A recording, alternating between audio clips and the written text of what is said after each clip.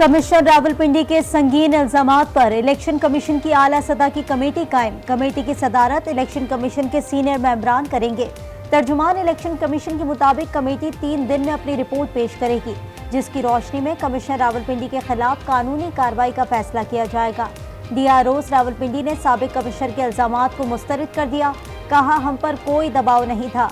Commissioner का ताल्लुक coordination के अलावा कुछ नहीं था। इल्ज़ाम लगा दें बेबुनियाद, ना उसमें कुछ ज़रा सी भी सदाकत हो, ना ज़रा सी कोई सच्चाई हो, ना कोई सबूत पेश करें। ये आप कुछ भी इल्ज़ाम लगा सकते हैं। कल मुझ पर कोई चोरी का इल्ज़ाम लगा दें, कोई कत्ल का इल्ज़ाम लगा दें। भाई इल्ज़ाम लगाना आपका हक है, तो मगर साथ साथ वो फ़राइज़ भी दे दीजिए, तो कुछ सबूत भी पेश कर देना।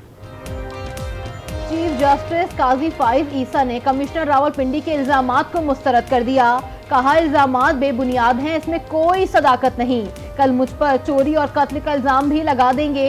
इल्जामात लगाना आपका हक है, लेकिन उसके लिए कुछ सबूत भी तो पेश करें। जराये के मुताबिक सुप्रीम कोर्ट का इल्जामात पर खुद नोटिस न लेने का फैसला। कहा, इलेक्शन से मुताल्लिक मुकदमे पर समाअत 19 फरवरी को पहले ही मुकर्रर है। इसी मुकदमे में मामले पर जायजा लिया जाएगा। कमिश्नर रावलपिंडी लियाकत अली छट्टा इंतखाबी नताइज बदलने के एतराफ की बात मुस्ताफी। DG Rawalpindi development authority Mohammad Saif Anwar को कमिश्नर रावलपिंडी का इजाफी चार्ज सौंप दिया गया। लियाकत अली छट्टा ने रावलपिंडी डिवीजन में इंतखाबी धांधली की जिम्मेदारी कबूल की थी और कहा था कि जीतने वाले 13 MNAs को हराया गया। 70 हज़ार की लीड को शिकस्त में बदला गया। जाली मोहरें लगाई गईं। इस काम में चीफ इलेक्शन कमिश्नर भी मुलव्वस थे।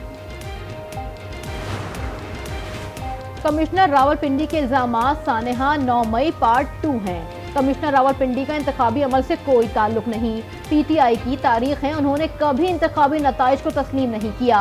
मलिक अहमद खान की तनकीद। लीगी रहनुमा अता तारड़ बोले, एक कमिश्नर को इलेक्शन के 8 दिन बाद बेदारी नसीब होती है। वो ना RO हैं, ना DRO और ना ही कोई सबूत पेश कर सके। आइंदा चंद दिनों में पंजाब में हुकूमत बनाने जा रहे हैं। हमारा दुश्मन मक्कार और फरेबी है, उसे एक दिन शिकस्त जरूर होगी।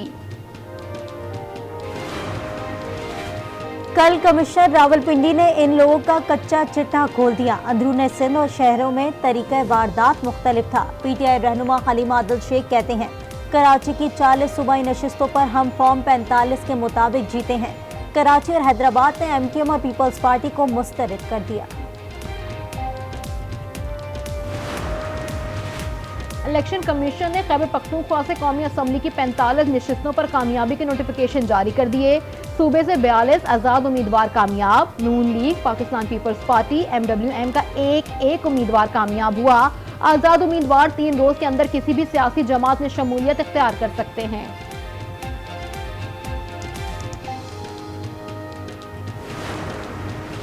विफाक में हुकूमत साजी के लिए मुस्लिम लीग नून और पीपल्स पार्टी का पेशरफ्त का दावा। राब्ता कमेटियों के इजलास का अलामिया जारी। फरीक़ैन का सिफारिशात को हतमी शक्ल देने के लिए पीर को दोबारा बैठने का फैसला।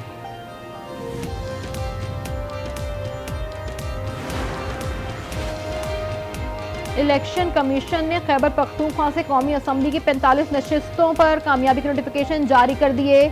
मुंतखब अरकान असम्बली का इजलास आज तलब। अली अमीन गंडापुर इजलास की सदारत करेंगे। पार्टी जराये के मुताबिक इजलास दोपहर 2 बजे स्पीकर हाउस में होगा।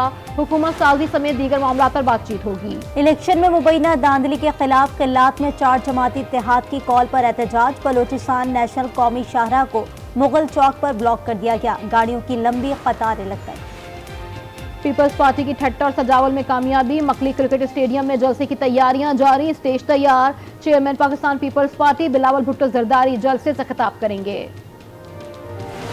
मैं सबसे ज़्यादा इस वक्त सपोर्ट कर रही हूँ कोयटा ग्लैडिएटर्स को, बिकॉज वहाँ पे सरफराज हैं, हमारे दिलों के कप्तान हैं। मैं चाहती हूँ कि वो हमें मायूस ना करें और इस दफ़ा हमें जिताएं।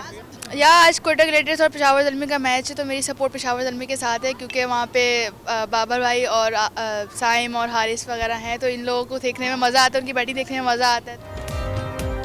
मुल्क भर में PSL 9 का क्रेज बढ़ने लगा। कोई ज़ल्मी तो कोई ग्लैडिएटर्स का दीवाना। दीगर टीम्स के मद्दाहों की भी बड़ी तादाद मौजूद। स्पोर्ट्स गर्ल्स कहती हैं, पेशावर ज़ल्मी के पास बहुत अच्छे प्लेयर्स हैं, उनकी जीत के ज़्यादा इम्कानात हैं। फेस्टिवल में भी आपको बहुत सारे ऐसे सेशंस मिलेंगे, जैसे इकोनॉमी पे भी होगा, जैसे आपको म्यूज़िक पे भी मिलेगा, आपको शायरी पे मिलेगा, आपको अदब के जितने और शोबे हैं उन सब पे ये होगा। तो ये एक थॉट प्रोवोकिंग प्रोसेस भी होता है। तो इसलिए हम सब यहाँ पे हैं और चूँकि हमें अपनी नई नस्ल को भी इसमें इन्वॉल्व करना है। कराची में 15वें आलमी अदबी मेले का आज तीसरा और आखिरी रोज महाफिल, मुबाहिसा और किताबों की रोनुमाई, मुसव्विरों के फनपारों की भी नुमाइश, बेतबाजी के मुकाबले में शुरका की खुसूसी दिलचस्पी।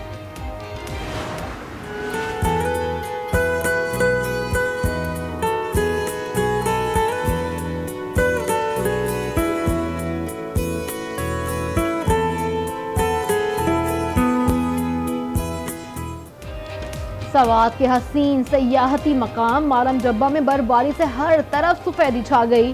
मुल्क भर से सयाह हसीन मौसम से लुत्फअंदोज होने पहुंच गए।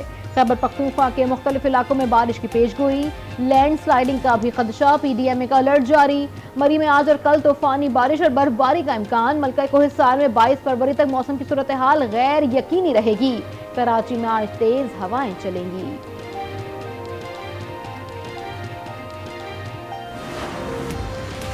और गिजर में आइस फेस्टिवल की रंगारंग तकरीबात का आगाज। इवेंट में आइस स्केटिंग, आइस हॉकी और रिवायती खेलों के मुकाबले, सयाहों की बड़ी तादाद शरीक।